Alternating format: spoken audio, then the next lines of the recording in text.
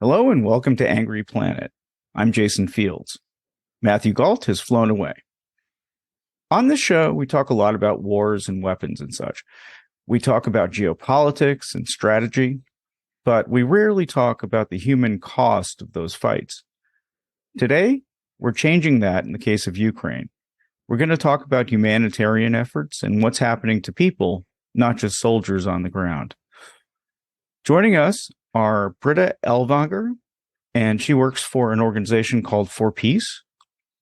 And we also have Nelli Isaieva of Helping to Leave, which, by the way, is just absolutely a fascinating group, and we'll find out about them very soon. So, hi. Hello. Oh, So, let's see. If your organizations are very different, and so, or at least their aims seem to be. Britta, would you mind starting and just sort of tell us what your group does and what it's all about? Mm-hmm. I think it reflects well your intro about like the human cost of the war. For Peace sort of started in Ukraine. I was already living in Ukraine as a master's student in Kyiv in the anti-corruption program at Kyiv Mohila Academy. And immediately once the war started, for anyone who's outside of Ukraine, you read these headlines, Russia's invaded. But yeah, the point is that this was like a personally felt and personalized war. This is a family war. And so if you were in Ukraine amongst Ukrainians, like what that meant was my graduate cohort had a student who watched the tanks drive through her town in Luhansk. My friends were immediately the ones who were called up to defend their hometowns. And so like this war was very personal, and it was very, very human in the sense that like it was all that we saw was ordinary people responding to this invasion. And so it sort of just naturally and organically grew from that. It really did start from like my graduate cohort. We just had lists of like, this is what is needed here. Whether it was Pokrovsk, Donetsk, or whether it was down in Mariupol, or whether it was, in Kyiv. And so it was very much just responding to what local people were saying, and how locals were responding to this invasion. And that quickly then developed into, you're helping people who are internally displaced. You're helping people who are leaving the country. You're helping people, men who all of a sudden are soldiers. But we have a lot of different directions, whether it's medical, frontline with soldiers, frontline with civilians. But it just like happens naturally because that's how Ukrainians, every Ukrainian is balancing all of that at once. So what kind of aid do you actually like literally provide? I mean, are you sending food? And if you're sending food, where are you sending the food to? That kind of thing. Okay. So we have medical aid sort of ranges from the individual first aid kits that each soldier needs to providing more extensive surgical equipment to frontline field hospitals, stabilization centers. And then we also support like doctors in more established trauma clinics with necessary surgical equipment, or even just like, extra, what are they called? Like sanitary consumables. With frontline soldier help, it's anything from shoes to clothes to this IPAC kits to body armor, helmets, drones. More recently, one of our big projects is supporting a Kyiv-based engineer group that is making signal amplifier stations for those drones, because one of the top things that every Ukrainian is always fundraising for is drones. They get taken from, Russians have the advantage with radio electronic warfare. And so they sort of jam drones or they just get destroyed. So drones are the number one thing everyone's fundraising for. They're very expensive. But if you could just get the signal amplifier station out with a drone team, then it drastically reduces the attrition rate of the drone. And it also, more importantly, saves the life of the drone operator, because they no longer have to operate in exposed open places. So that's sort of the range of, we've provided like cranes to mechanized units so they can pick up the tanks that Western countries are donating, and then kind of try to save what parts they can. It just ranges whatever is like the most current need we're getting. And then with civilians on the front line, our big project is clean water. We've been providing water filters along the entire front line, up from Sumy down to Kherson, since the beginning of the invasion. And we have also done some food, but food is usually pretty well covered by bigger international aid groups. And then the main one, though, that we work with civilians in recently liberated territories is they're not waiting for reconstruction. They're already doing it now. Even in Kherson, after the recent, the Kakhovka Dam destruction, like the number one request that people are asking for is building materials. So it's an interesting contrast. Right now in London at the Chatham House, there's this 2-day conference for reconstruction. But all of our partners along the gray zone or liberated areas, they're doing reconstruction now on their own. Like they're taking that burden on themselves. And so there's a lot of, even when it comes to like providing new water pipelines, because obviously places got shelled, the water pipelines were destroyed. They were old anyway. Or, providing the equipment for the school so they can start the school up again. So there's a lot of, so it goes into like educational support. And I think that covers, I'm trying to think if there's other ones. That's a hell of a list. We provided like tractors to liberated areas so that they could start, this was over the winter, but, there was the big scare of, and it was a very legitimate scare, but energy crisis, blackouts, very little centralized. Ukraine has a centralized heating system, so that was out for a lot of those villages. And so, but the other risk was these liberated areas, you can't go into the forest anymore to collect your own wood because they need to still demine these areas. And people that were going to collect their wood were dying. And so we came together with a couple of the hromadas down by Kherson, and they were like, if we could just control that by at least picking up with the tractor and some like wood chip machines, and we can just make smaller amounts of wood, but we're sort of safely managing this for our hromadas, then we can save lives and also provide like almost a recyclable type of heating. This was junk pieces of twigs that they were then making into firewood for the locals. So that was one of the projects that we did. Not we did, that we supported Ukrainians in doing, because they're just unbelievable. They don't stop. Well, speaking of unbelievable people, Nelli, I'd like to talk to you about sort of the same thing. Your organization seems very specific, at least the name is, Helping to Leave. Could you tell me what your group does and how long you've been doing it, and just sort of, background so people know who you are? Yeah, so our organization was started on February 24th, 2022.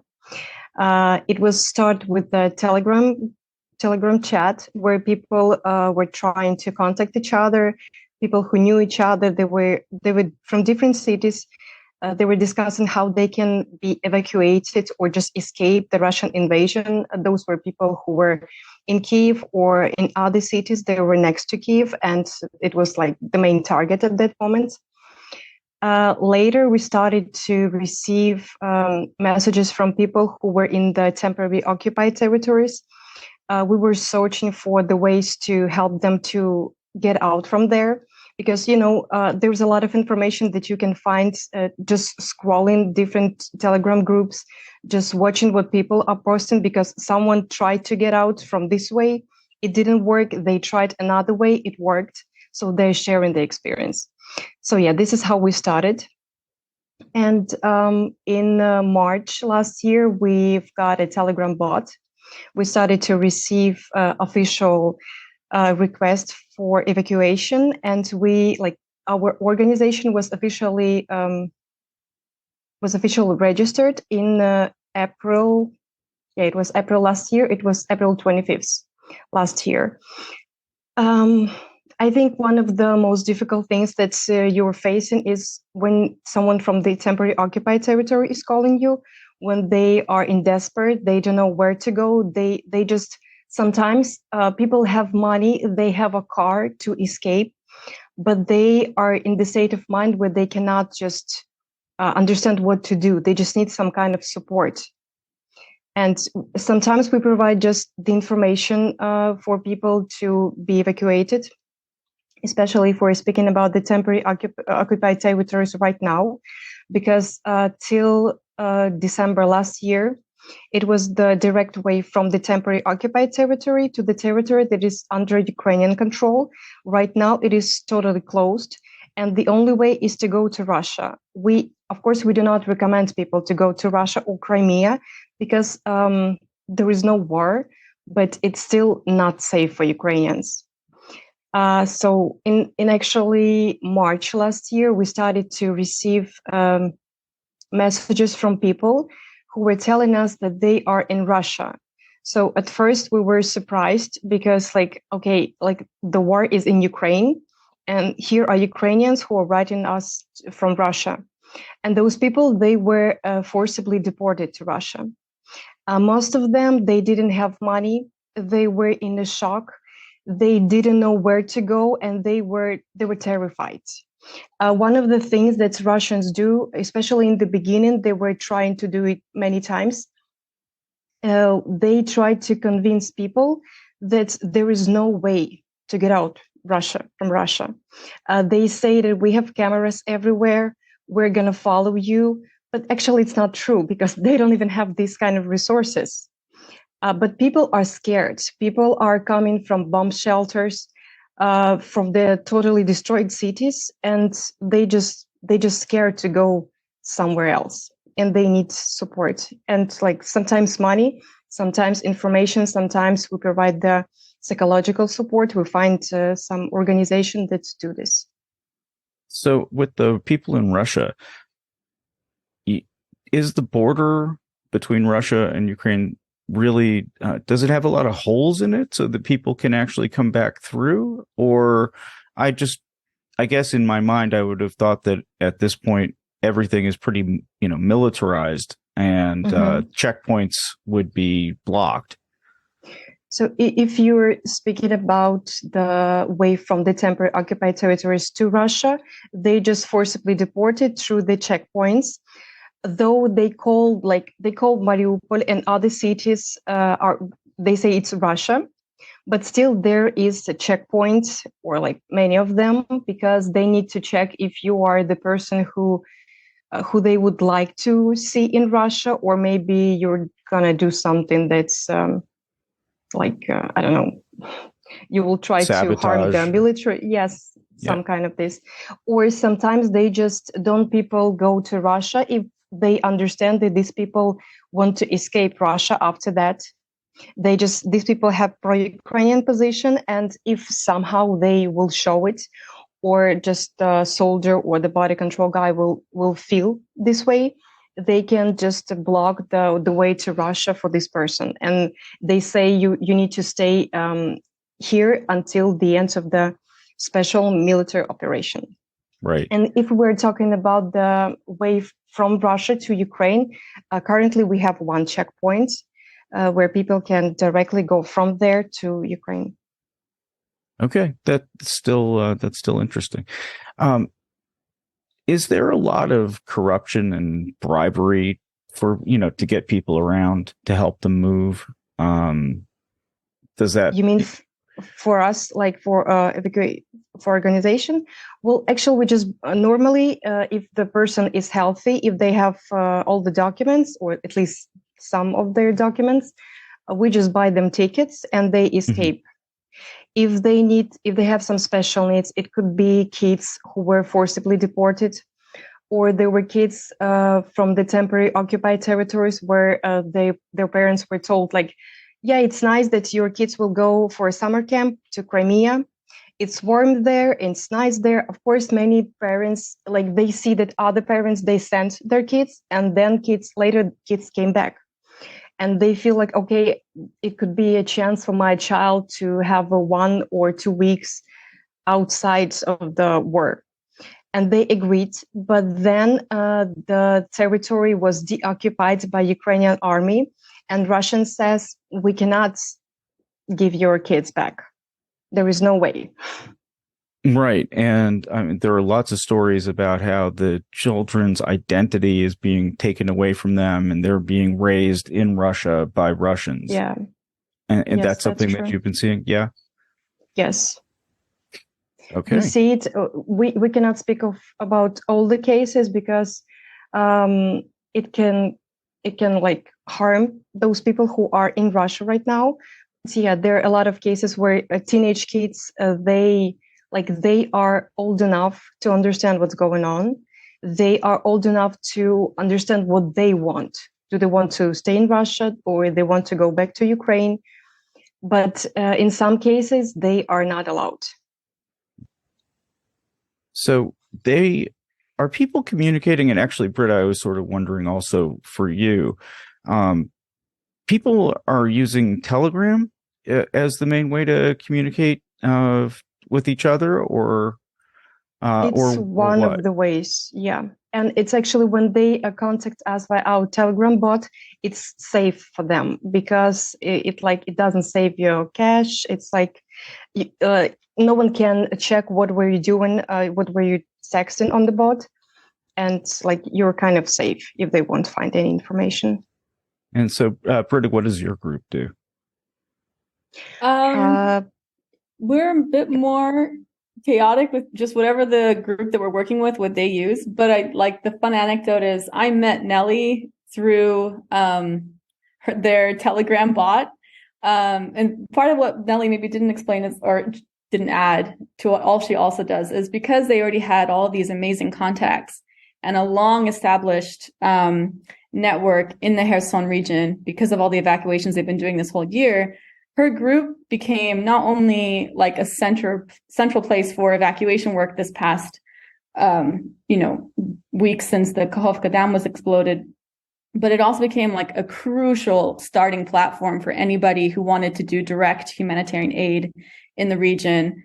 Our partners that also do medical evacuations out of Kherson area and occupied areas, they were the ones who put me in touch with Nelli's group. And so I joined their Telegram chats. And it was just unbelievable how they were coordinating things. Like, I don't know how they do it on Telegram, but they're like automatically updating. They created these Excel sheets of like very detailed, like this is the person to contact in this village. They're saying that they need this, they need water, they need this medication, they need this building material. And then they're also tracking like this organization has already said that they're going to bring this. So this is still the part that needs to be fulfilled. Like that's the kind of detail that Nelli's network is doing. And that's not even with evacuations. That's just for like immediate post-catastrophe, relief aid in the region. And I just think thousands of people in Ukraine, when they wanted to know how to help in Kherson, they were using Nelli's Telegram bots. And not just the bots, but there's like more interactive groups that they set up this past week for evacuation help, for humanitarian aid help. So yeah, I do. Telegram is a pretty important baseline. And then from there, you quickly move and you just try to make the person-to-person contact with someone. Yeah, I never quite understand. I maybe, someday someone will tell me why cell phone networks are still up and running. I mean, I know some of it has to do with Starlink, but, I would have thought, okay, first thing we do is take out, all the cell phones, but it seems like you can call anybody anywhere still. Is that been your experience? No, actually, it depends on the area and it depends on probably what the Russian military expect. Because if we were talking about the Kharkiv region before it was deoccupied, people like the cell phones, everything was blocked. Sometimes they were taking your cell phone. Sometimes they destroyed all the towers. There was almost no way to get the network. But there was a hill. At some point, people were going up to that hill to reach any kind of contact, any kind of network, and try to call their relatives. And even in these situations, Russians were trying to shoot those people who were trying to do this. Oh, wow. But even in these circumstances, we were helping people to be evacuated. We were telling them, like, if we can reach one person in one city, in one area, we asked them, because we already had the addresses where relatives were telling us that we have relatives in this area, we want them to be evacuated. Some of those people were some of them were children, some of them were disabled, and they needed special treatment. So we were asking, we caught one person, we asked them to speak to everyone and to find all the people who may want to be evacuated. And then we asked them to come to the certain place at certain times, and they were coming. And that's how they were saving themselves. Actually, there's a question I should have asked earlier. Where do you evacuate people to? What's considered, safe? Where do refugees go? It depends on what they want, but a lot of people, they want to go to the territory that is under Ukrainian control. We always ask them if they have a place to stay. If they don't, we can find some shelters. In some cases, when people are wounded or they have no one in the territory that is under Ukrainian control, we can offer them other options, like going to Europe, because there are a lot of countries who are accepting refugees and providing different kinds of help. Okay, so Britta, new question for you. What happened after the dam was exploded? I mean, I guess the New York Times just did a big thing looking at how the dam exploded and why it must have happened from internally and why the Russians must have done it. But okay, so I guess everybody's also assuming the Russians did it anyway. How has the situation changed? I mean, how many people, do you have any idea how many people were affected? I mean, in the thousands. Nelli probably would know better numbers, but I think about almost under 2,000 were evacuated, Nelli. Is that right? If you speak about the territory that is under Ukrainian control, that probably, and also almost the same number, I guess, for the territory that is under Russian control right now. I think the stark numbers that are coming out now is the attempt to tally deaths. So as I understand, as I last saw, it's been recorded that 17 died in Ukraine-controlled territory of Kherson versus 500 plus uncounted, that we really will never know how many died under Russian occupation. But I think that's I honestly was pretty surprised to find out that so few had been killed on the territory where Ukraine was able to quickly respond. And again, so much of that was the result of volunteer networks like Nelli's, who were coordinating a lot of people and directing people where to go and pick up people and find people. No, that's really remarkable. I would have thought, I'm from thousands of miles away. It sounded like the death toll would have been just horrendous. Not that 17 people is okay, but, it sounded like it'd be tens of thousands of people. Mm-hmm. But, so do you guys, either of you, do you have people working who are literally on the front lines? And if people are in immediate danger, how do you deal with that? How do you deal with what people, who are where that you're putting them in danger in a way, in order to help other people? How do you deal with that? For me in particular, I don't ever ask anyone to go. So it is definitely, if somebody is going, then they tell me what they need and we help them do it. But we're certainly not the ones putting people out there. Okay. Or wherever I go, then I go. But that's sort of our line with that, is definitely we're not directing where people go. Okay. But Nelli's I would also like to add that a lot of people who are helping, especially on the temporary occupied territories, especially right now, those are people who live there. They just helping their neighbors. We can see the same situation that happens in Kherson, because I think you saw those stories when elderly women, they were saying they could be drowned in like 30 minutes because they were sleeping, or they just couldn't help themselves because they can properly walk.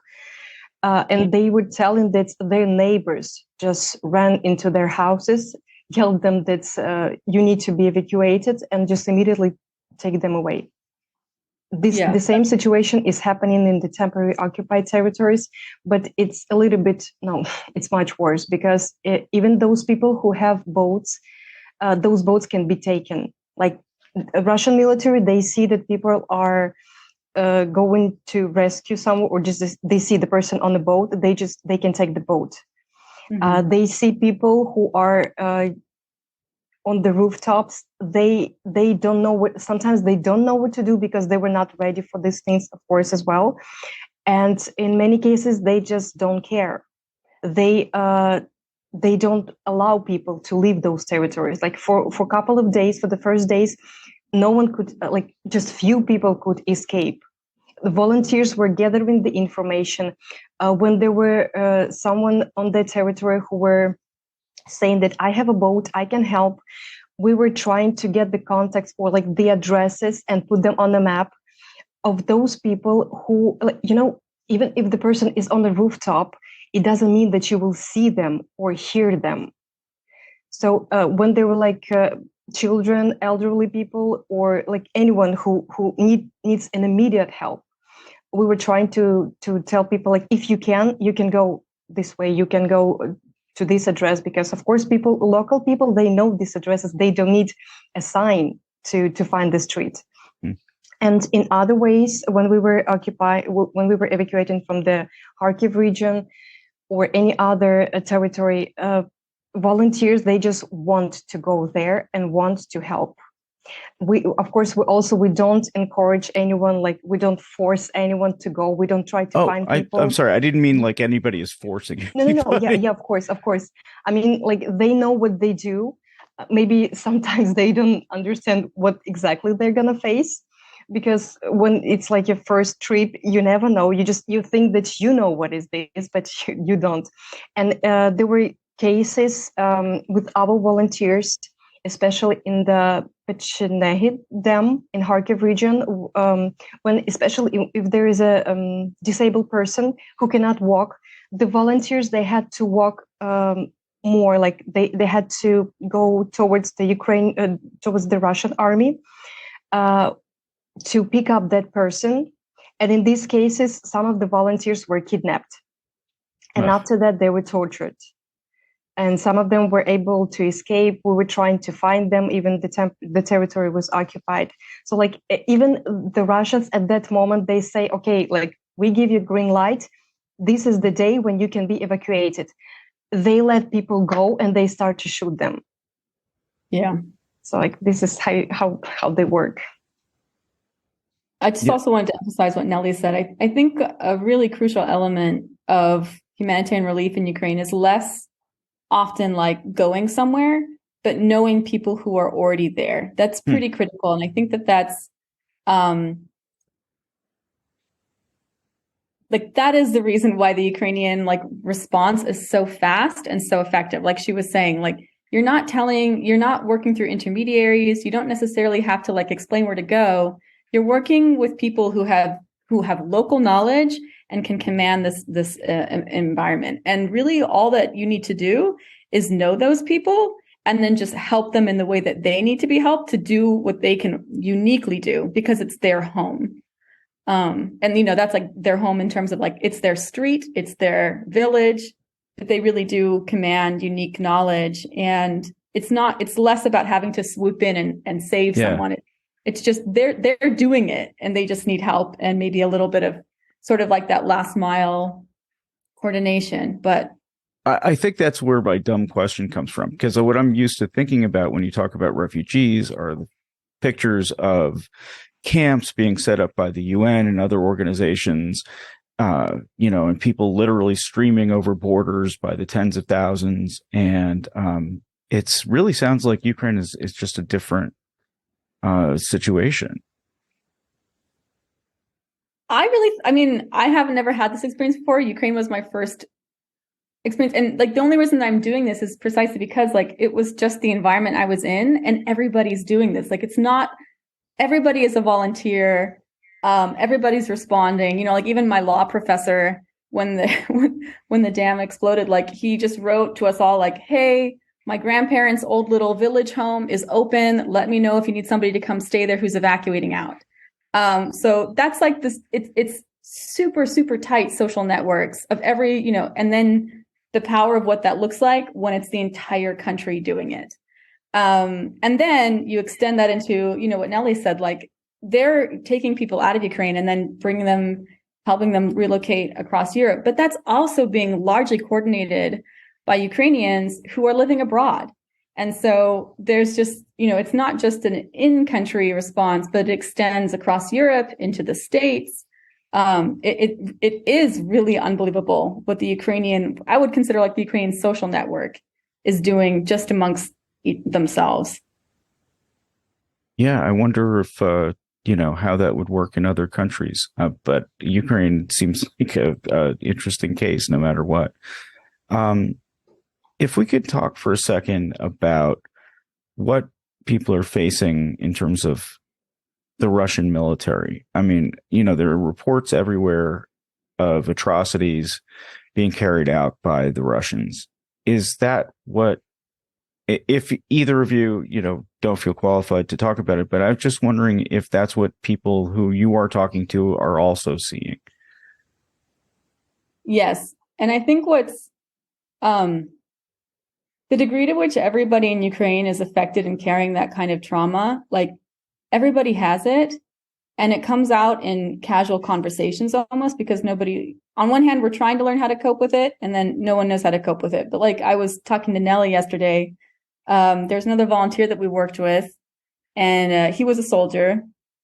He was wounded last year in the counteroffensive. His leg was totally shattered from shrapnel. And so ever since then, though, he's still like, he's taken it upon himself to make sure that soldiers are okay in hospitals, and then does whatever other, you know, he's just always active. And in preparing IFAK kits yesterday, it wasn't casually said, but he just expressed, I'm taking a combat medic nurse to a therapy center in Lviv.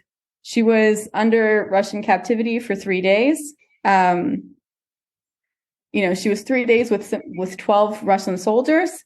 She's suicidal right now. We know that she was sexually abused, and she's on suicide watch. And like, you know, that was, yeah, I wouldn't have known that. I wouldn't have known that he was dealing with that as well, or that was, you know, a degree of sexual torture that everyone is sort of, it's on everyone's mind and it's present, and it just sort of comes out in a conversation in which you're doing something totally different. Or another partner that we work with in liberated areas of Kharkiv, as Nelli described earlier, you know, soldiers were checking if you looked like you were pro-Ukrainian, and who knows what metric they decided that meant. But one of them, on the border between Kharkiv and Russia, so this was a town that was very quickly under occupation, and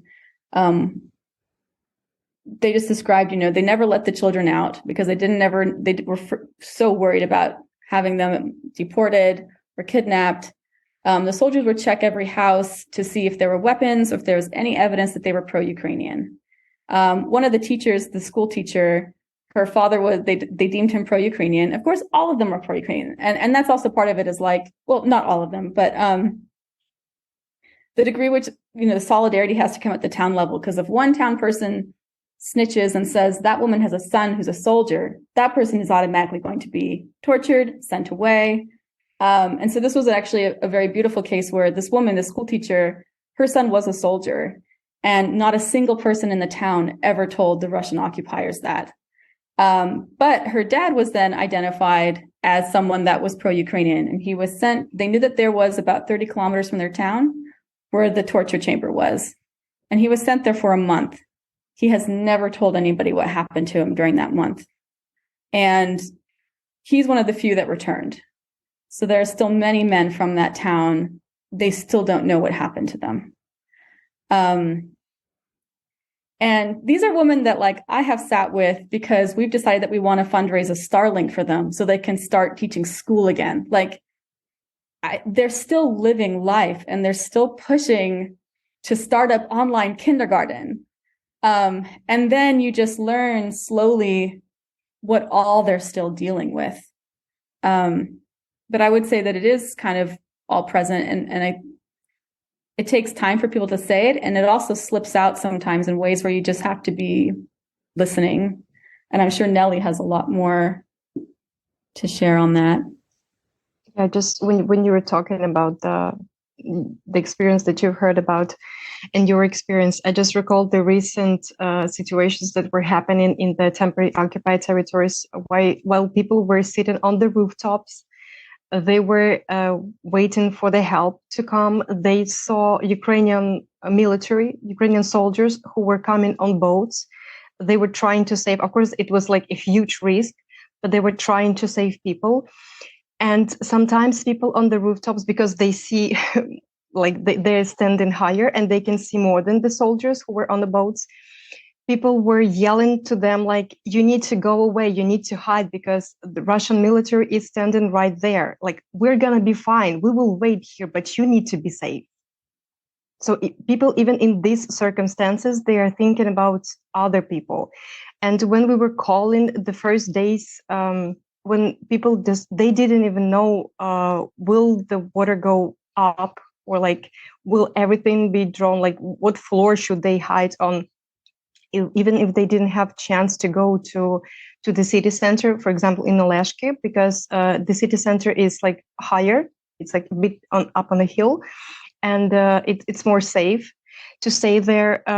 So sometimes when we were calling to people, like for me, my personal experience, I was talking to them. I was like, I thought that maybe I dialed the wrong number because the person is so calm. But they are just like, yeah, we're here. No, our house is totally destroyed. It's absolutely underwater, even the rooftop. But we are like 3 houses away from it. Our neighbors have like 3 floors house and something like this. So like people are doing an incredible job cooperating and protecting each other. Mm-hmm. Yeah, I think. How do you guys get resources to help? And how can people contribute from outside of Ukraine? Either one of you wants to start, please. Go ahead.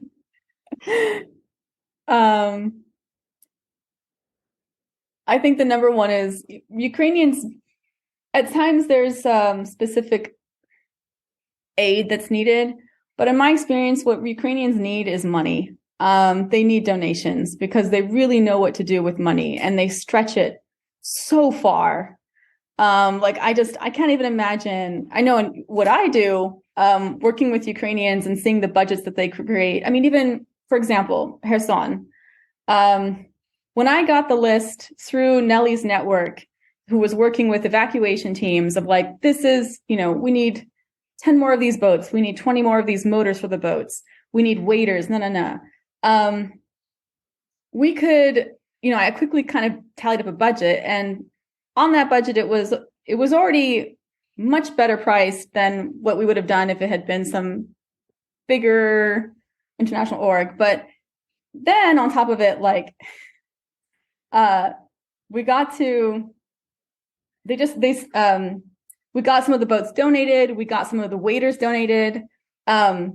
So I do think the number one is donate to Nelli's org, donate to For Peace, because like Ukrainians, they don't waste that money. And when we get like a list where there's a budget, we still find ways to reduce the price. So that would be my thought, is find direct local volunteer groups in Ukraine and donate. And what's the best way to find those groups if you're from outside? I mean, it sounds like it might be a problem, I think Helping to Leave is a good one. For Peace works directly with Ukrainians on the ground.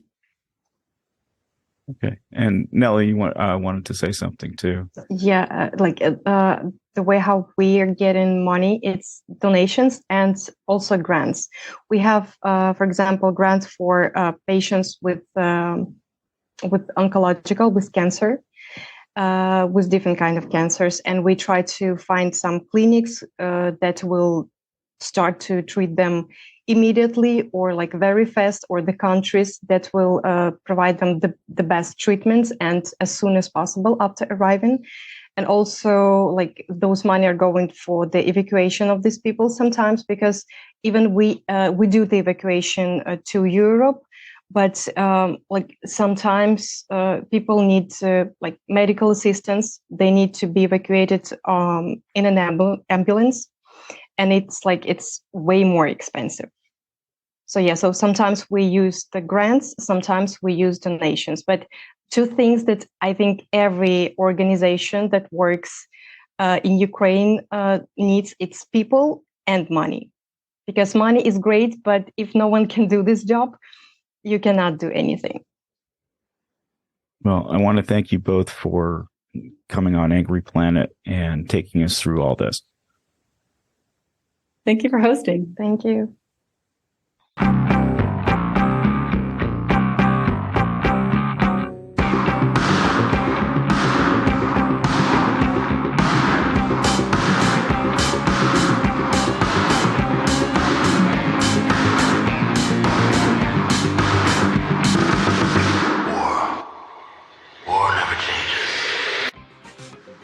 Thanks for listening to another episode of Angry Planet. The show is produced with love by Matthew Galt and Jason Fields, with the assistance of Kevin Liddell. This is the place where we ask you for money. If you subscribe to us on substack.angryplanet.com, it means the world to us. The show, which we've been doing for more than 7 years now, means the world to us, and we hope it means a lot to you. We're incredibly grateful to our subscribers. Please feel free to ask us questions, suggest show ideas, or just say hi. $9 a month may sound like a big ask, but it helps us to do the show on top of everything else that we do. We'd love to make Angry Planet a full-time gig and bring you a lot more content. If we get enough subscriptions, that's exactly what we'll do. But even if you don't subscribe, we're grateful that you listen. Many of you have been listening since the beginning, and seriously, that makes it worth doing the show. Thank you for listening, and look for another episode next week. Stay safe.